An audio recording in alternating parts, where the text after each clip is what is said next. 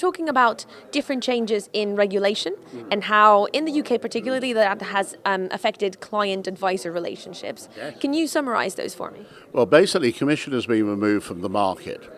That means that people in middle-income brackets who used to pay for their advice via commission have yet to see the value of actually having advice paid in cash.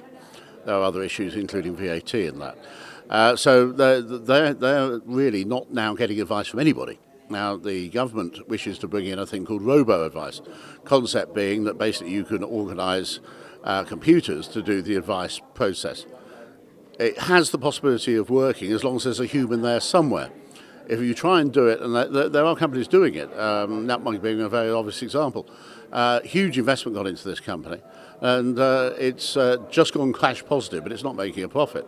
So, people are not prepared to pick up £50,000 of pension money and hand it over to a computer they've never met. And so robo-advice, in terms of being a tool for advisors, great piece of kit. In terms of being a system for giving advice without advisors, doesn't seem to have the confidence of consumers at the moment. And that's something else that we've heard throughout the conference, the idea of trust being a key element in the private sector. Do we sometimes forget that the human element is really important in that? Yeah, we do, and it's the biggest element.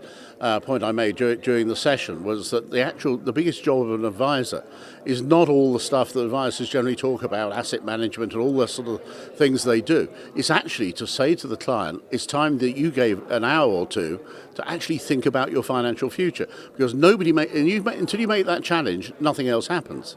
Now, one or two clients will surrender that. They will come to me and have come up with their own view that, yeah, I need to do something.